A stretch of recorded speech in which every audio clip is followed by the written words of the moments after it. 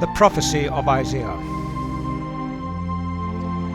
This is presentation number 36, and I've entitled this Human Inability.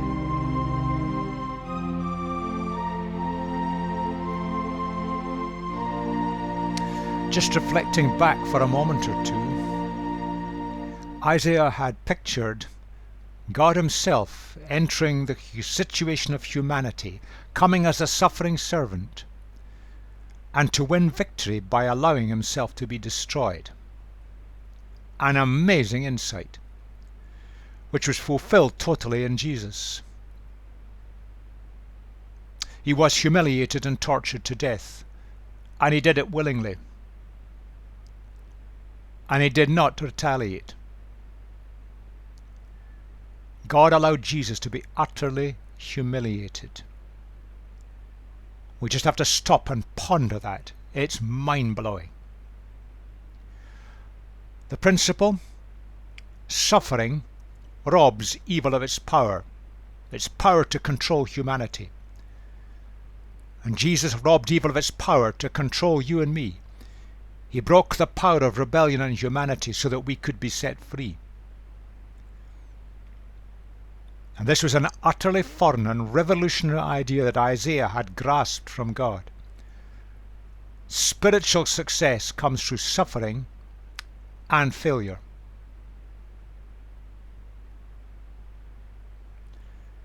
We saw the work of the suffering servant in chapters 52 and 53. And we saw the picture of restored relationship and the need for response in chapters 54 and 55. God entered our humanity in Jesus, and by allowing himself to be defeated, he broke the power of evil and rebellion, to open the door for a new relationship for us so that we could reach our full potential. We are now free if we'll enter into it. A new quality of living, freedom, security.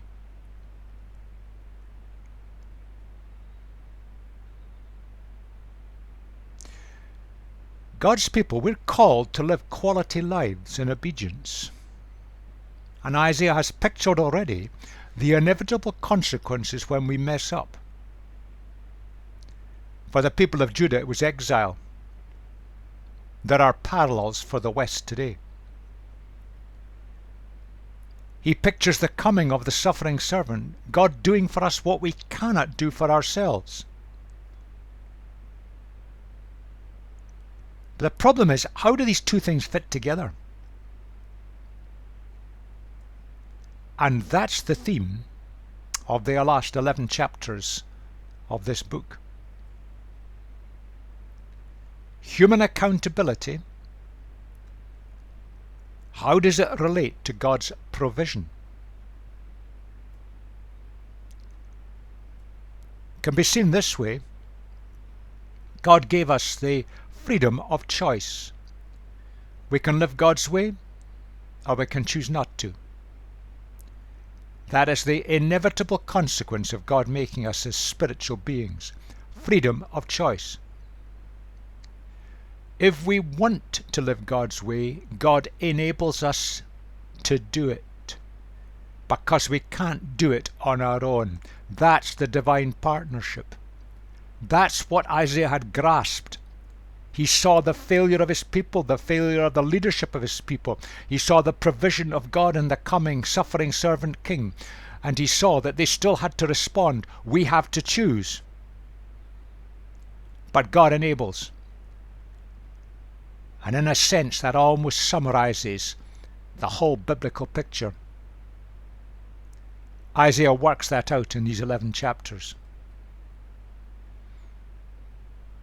That's the goal, that bit by bit we become more like Jesus. God's glory is seen in us. That's the focus of these 2 chapters, these 3 chapters. But it starts and finishes in a strange way. Foreign worshippers to a divine warrior, and then it reverses at the second part. So that's the kind of structure of Isaiah's thinking as God revealed and gave him new insights. Foreign worshippers, our glory is there that others will be drawn in, and yet the divine warrior, God, is there to provide, to win through, to enable us to win the spiritual battles. And the purpose? Growth, outreach. And that has happened throughout the history of the people of God.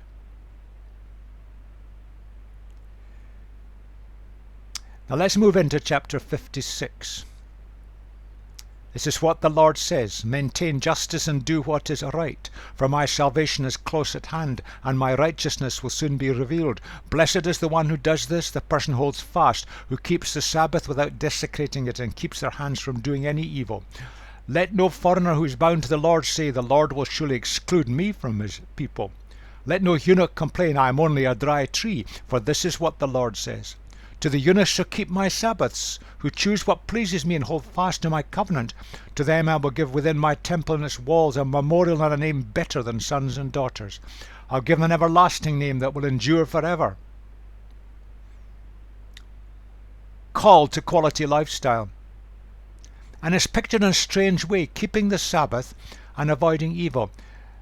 Now we've got to remember this was spoken to people in Judah, in the culture and context of the day. And these are symbols, not rules. Pictures. Quality lifestyle comes when we get God at the center of practical living, which is the emphasis of avoiding evil. That's what Isaiah is saying. Get God back at the center of your life, and it'll work out in practical quality lifestyle.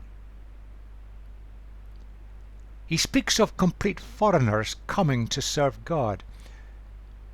What the suffering servant would do was not something that was private to the people of Judah.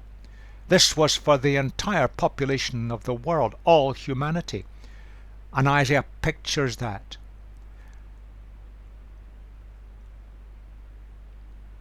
Eunuchs are those who have castrated themselves, and in the Canaanite religion they were often priests in that religion. A terrible practice. They could therefore no longer father children. And Isaiah, this must have come as a bombshell to the people. Priests from this evil Canaanite religion, which we'll look at in a moment, they were coming to serve God in the temple.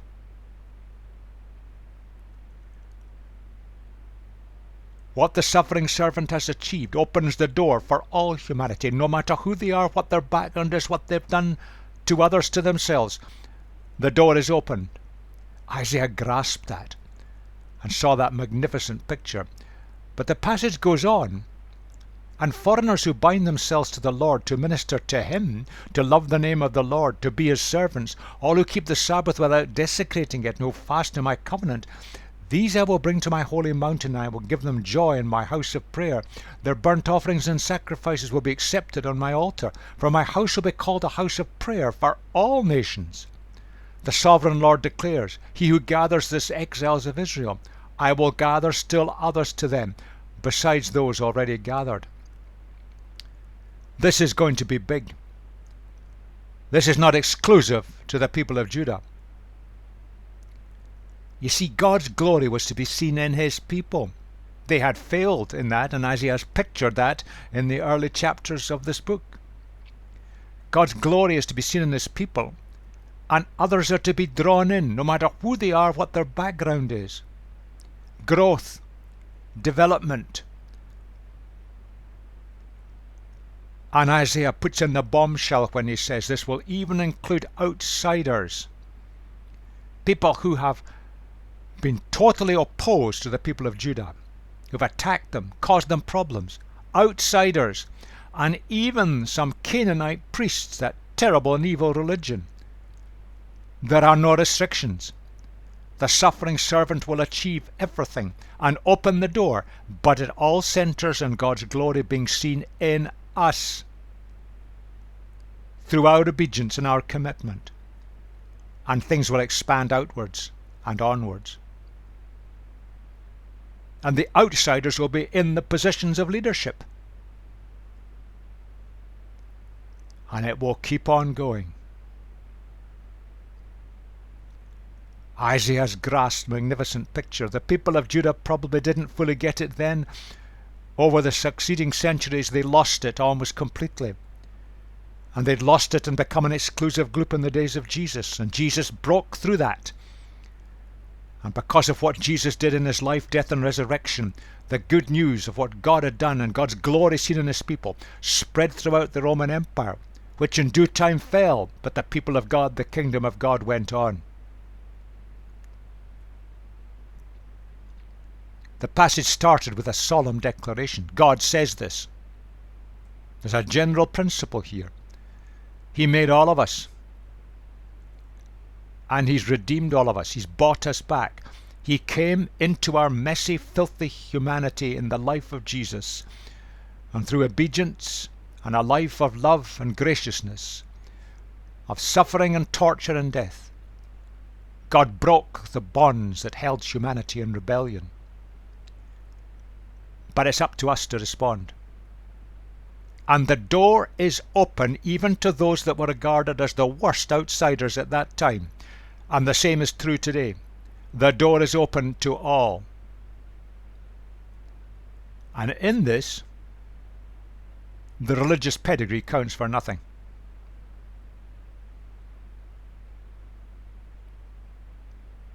God reaches out and breaks through. It's not who we are, who our parents are, whether we come in the right religious group, the right denomination. That just goes to the wall. Counts for nothing. It's a willingness to come and serve and respond to all that God has done for us in Jesus.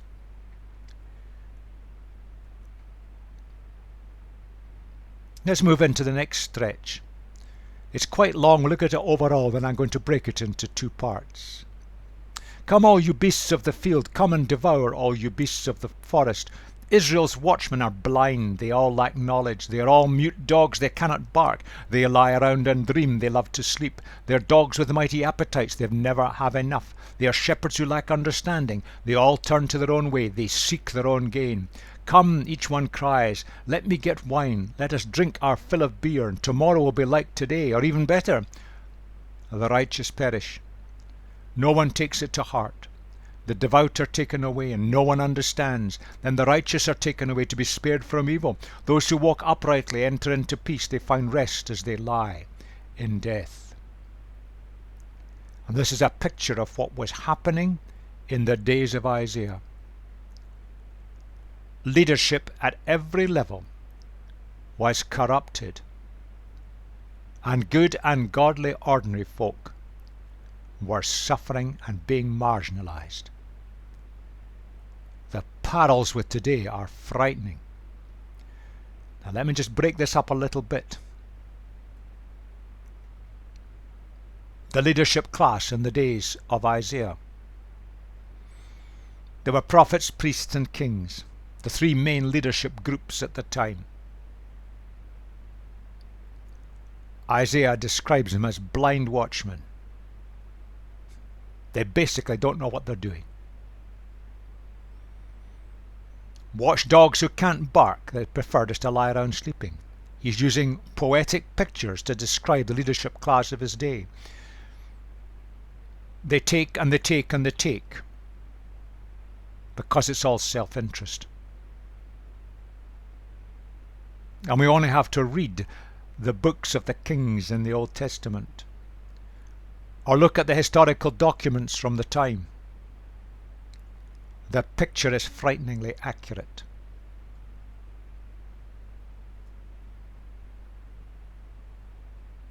The leadership in Judah at that time, they'd lost spiritual direction, and they'd lost any sense of spiritual duty, the responsibility they had to lead people, to serve people. They were in it for themselves. And that describes it.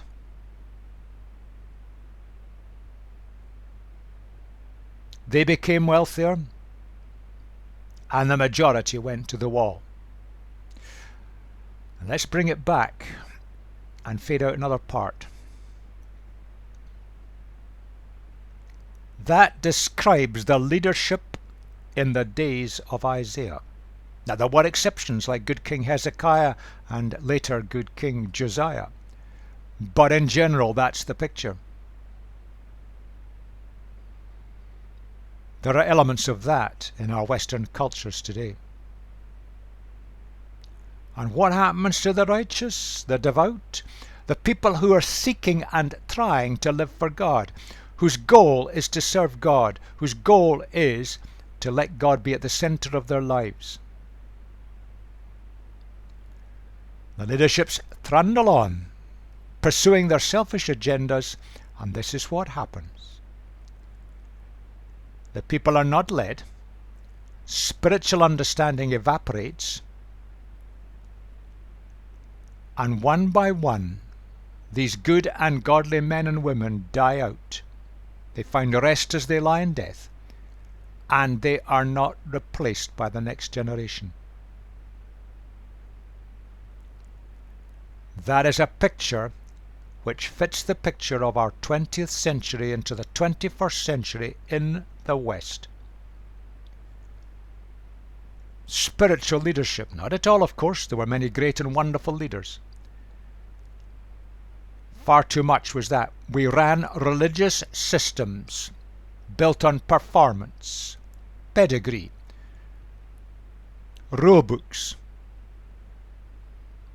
and people became disillusioned. They saw through it. And the good and the godly, as they died out, there was no generation to follow, because the next generation were not led and were not taught. What a sad picture Isaiah has painted. Let's look again at a long stretch and break it up. But you come here, you children of a sorceress, you offspring of adulterers and prostitutes. Now that's pretty brutal. Who are you mocking? At whom do you sneer and stick out your tongue? Are you not a brood of rebels, you the offspring of liars? You burn with lust among the oaks and under every spreading tree.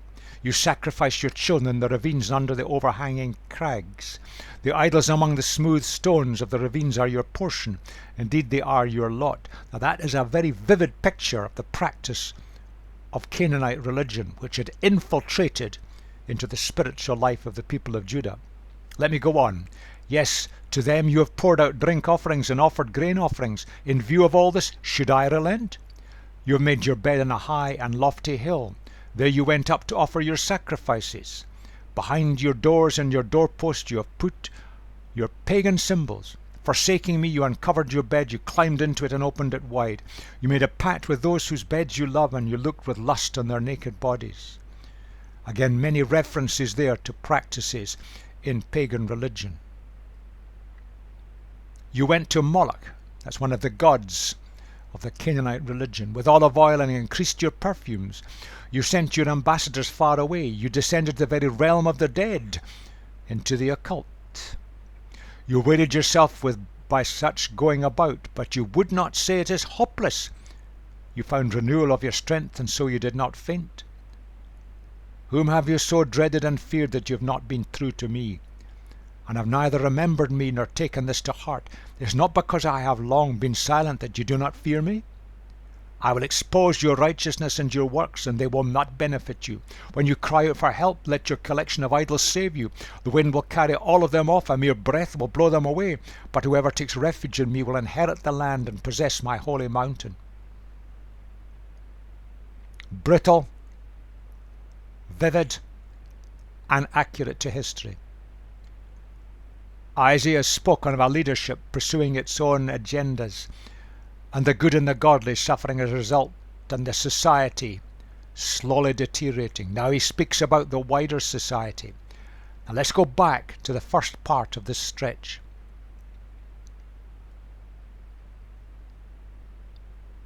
He's now speaking to the majority of the population, the majority who spent their time mocking the righteous and good people who were seeking to follow the ways of God, and they were declining in numbers. As they died out, they were not being replaced. Oh, ponder what's happening in the West today. We're being mocked by the majority. God's people, seeking the ways of God, marginalized, mocked, put down, misrepresented. And as we die out, we're not being replaced. The decline is frightening.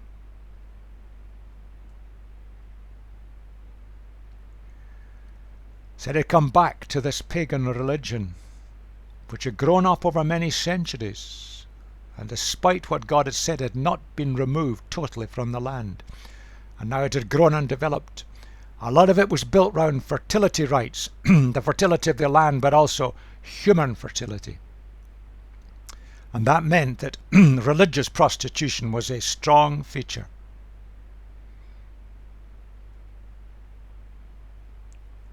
And there was child sacrifice.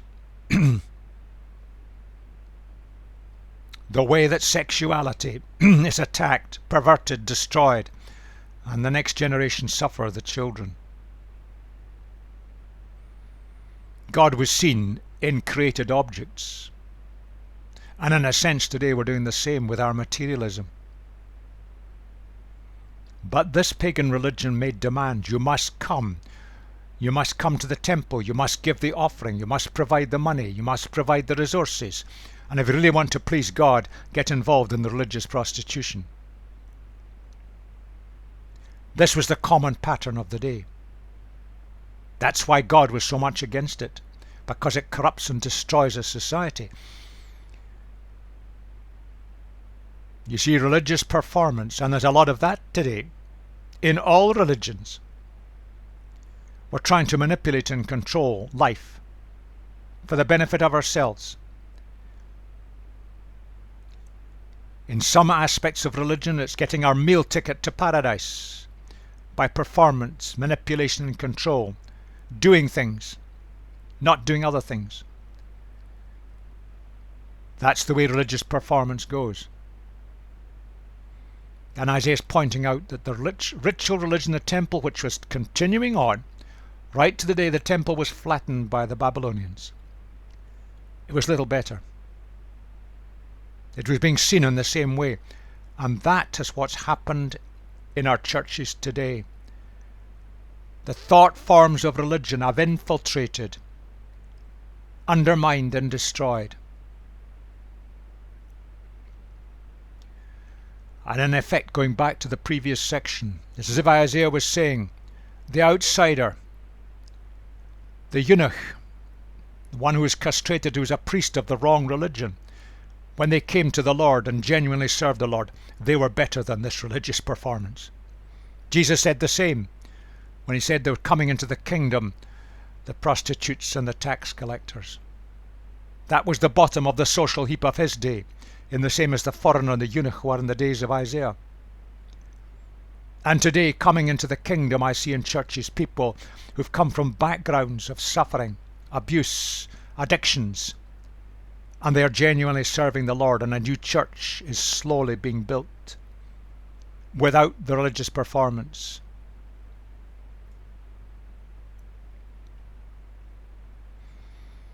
The religious performance and pagan religious practices, they come and they go hand in hand, and they've infiltrated our practices today. And they have inevitable outcomes.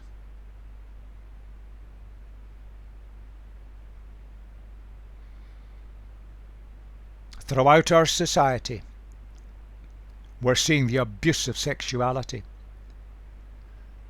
From the abuse created by a minority of Christian leaders, across to the abuse of women and the second-class citizen of women within Islam, despite their denials.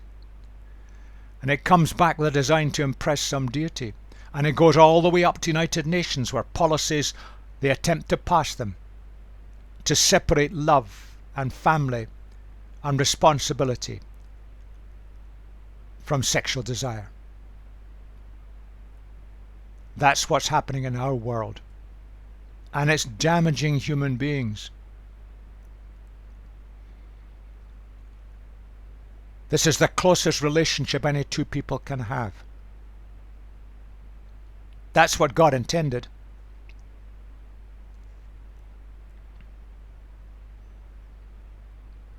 And out of that total commitment one to the other, that's the possibility.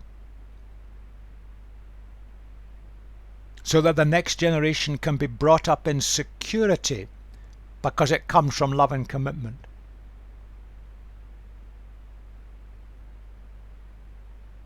This is what's happening in our society. This is just a picture that Isaiah paints. It's the same today. We've separated sexual performance from love and commitment. That's what happens. And hardly a day goes by without more news coming to us of children suffering. Not just in the West, but throughout the world.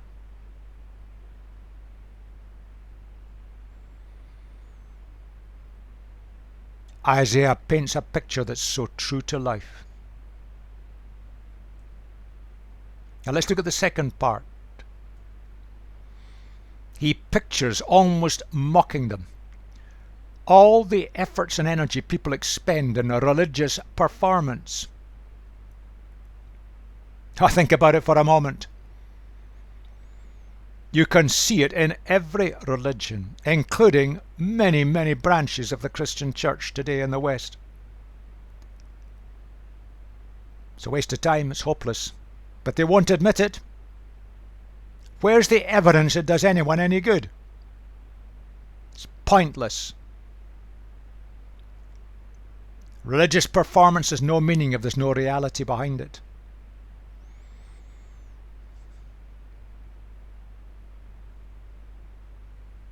Truth, forgetfulness, and then not taking it to heart, pushing God to the edge of life. That's what Isaiah will see people doing then.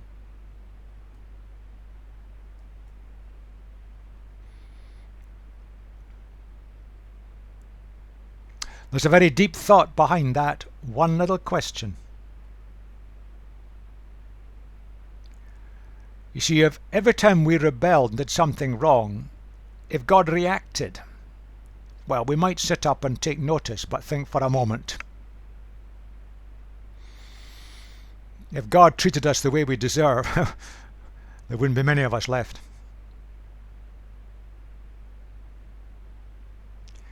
That's not God's way, because God is love and He's patient. He wants the best for us. He's patient with us. And He allows the events, the decisions that we take to work through as cause and effect. Perhaps we might learn from our rebellion. But the danger is that when there isn't an immediate clap of thunder from heaven over something we've done, we think we're all right. We think God hasn't noticed. And that's what the people of Judah were like, and we're still like that today.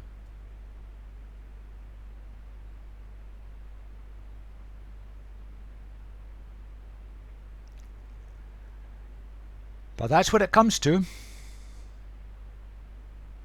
God has done it all for us through the suffering servant king that Isaiah pictured would be coming. We have got to take a decision to respond. He doesn't trample through our free will. He does not force us. Some religions try to force us and push us around. That's not God's way. Whoever takes refuge in me, that's our choice, will inherit the land. We have everything. Possess my holy mountain. We have everything. Life to the full. Life in all its richness. Security. We have everything we ever want and need. He's provided it for us. But we've got to choose to take our refuge in Him.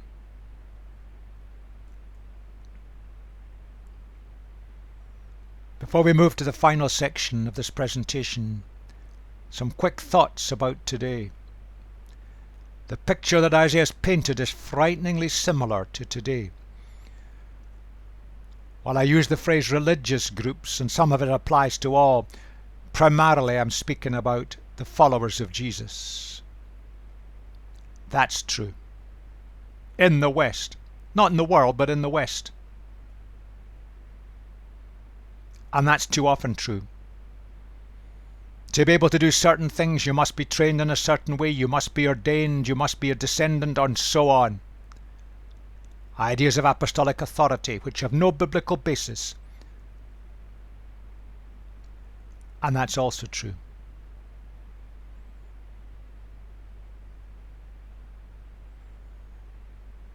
And we don't understand that God's not going to jump down upon us instantly.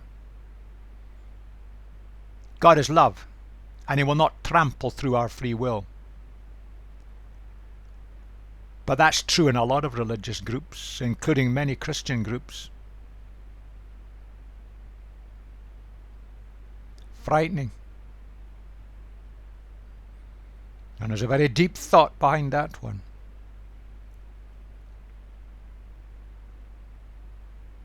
It's what we can get, what gives us a buzz, our satisfaction.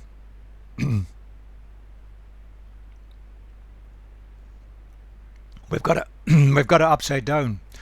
But let's look at wider society in the West. That's true. That's the media norm today. And that is growing and growing worldwide. Much better resisted in some of the developing countries that have maintained some sort of spiritual standard. And that's happening all over the place. And with the advent of online activities and social media, that's growing in frightening proportions. We want the good life, we want the wealth, and there is a sacrifice that's being made.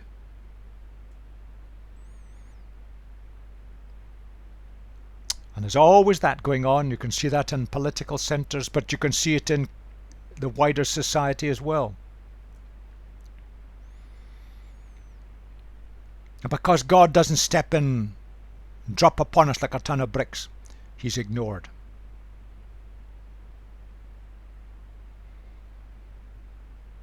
We're in it for what we can get for ourselves.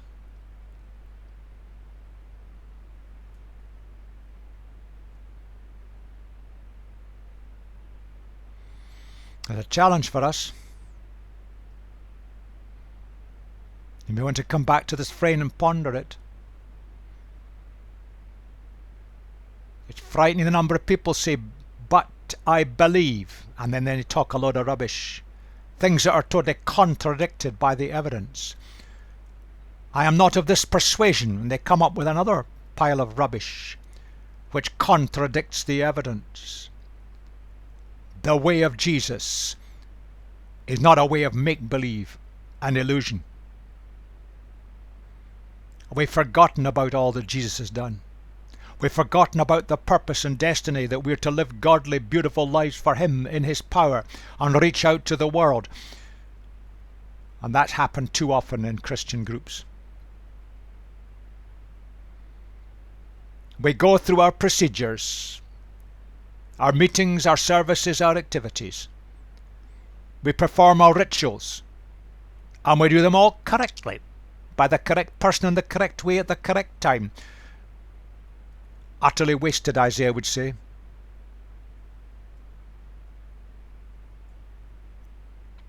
To the final stretch, and it will be said, build up, prepare the road, remove the obstacles out of the way of my people. For this is what the high and exalted one says, He who lives forever, whose name is holy.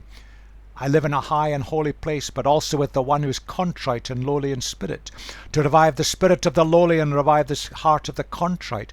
I will not accuse them forever, nor will I always be angry, for then they would faint away because of me, the very people I have created. I was enraged by their sinful greed. I punished them and hid my face in anger, yet they kept on in their willful ways. I have seen their ways, but I will heal them. I will guide them and restore comfort to Israel's mourners, creating praise on their lips. Peace, peace to those far and near, says the Lord, and I will heal them. But the wicked are like the tossing sea which cannot rest, whose waves cast up mire and mud. There is no peace, says my God, for the wicked. Several times in This book, Isaiah's used a picture of a highway. It's the way for spiritual return. It's a metaphor, not literalistically. It needs good foundations, God's foundations, through the suffering servant. And it has to have a quality surface so that we can go with ease. God's willing to bring us back. He'll provide the way back. You have to watch the word punished when it comes in the biblical text, because the words in the original languages don't always have exactly the same meanings as English words. It's more close to being hit with a heavy blow, kind of blow in life. We also have to watch when it says, I punished, God speaking.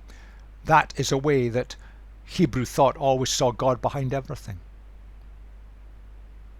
You see, our persistent rebellion means that we lose God's protection. We've moved outside the umbrella of God's protection. We lose contact with God.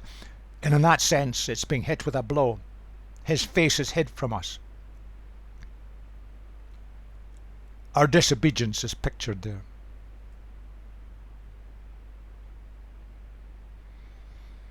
The people of Judah had rebelled. They went through various tough experiences, and sometimes it brought some to their senses. We saw how Hezekiah went into the temple faced by the army of Sennacherib.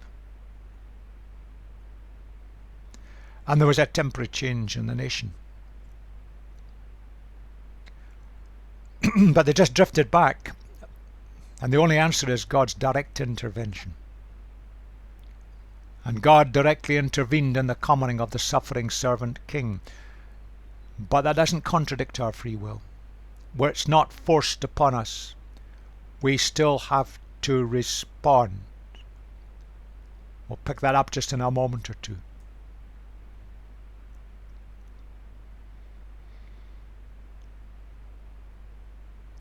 Many have seen in that little section a summary of all biblical teaching, and you may want just to pull it out and ponder it and think about it. I want to focus on that and the last little bit. Now, this doesn't do justice to this section, but time prevents. It's an absolutely brilliant picture of the entire sweep of biblical thought. High and exalted one, God is not part of this world either in time, space, or character. And that's where Eastern religion's so often gone wrong.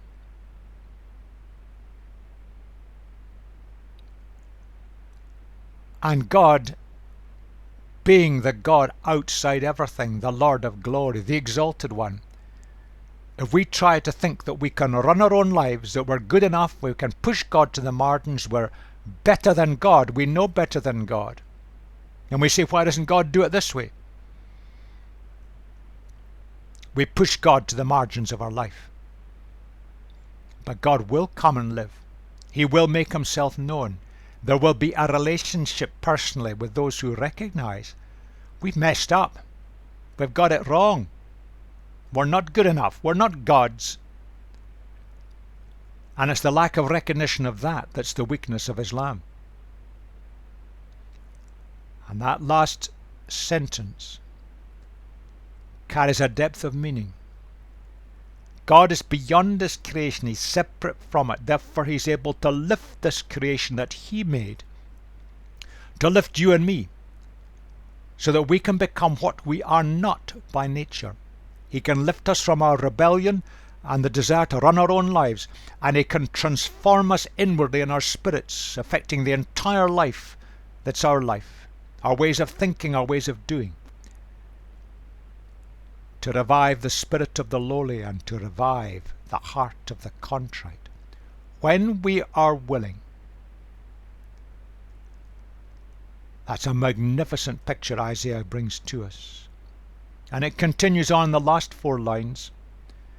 There's a contrast here between Israel's mourners and the wicked. Mourners are those who've recognized that we've messed up and the wicked are those who have not recognized it. And when we recognize that we can't, God can release peace into us, a peace that comes from a deep inner security. That's what the suffering servant king came to achieve. But those who persist in their self-willed rebellion, a vivid poetic picture, the waves cast at mire and mud. Lives are still a stirred up mess, whatever the outward manifestations may be. That's the picture that Isaiah paints for the people of Judah, and it's still true today. And that's how you bring together God's intervention in the suffering servant king with our responsibilities. God offers healing to humanity, all humanity, no matter how much we may have messed up. But each one of us, we have to make a choice to accept it and live by it and make it real for ourselves.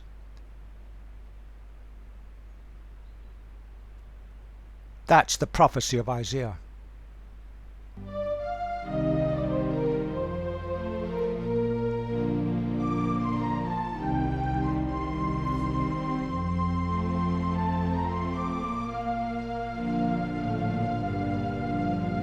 In the next presentation, we're going to look at the development of this and what God really wants from us.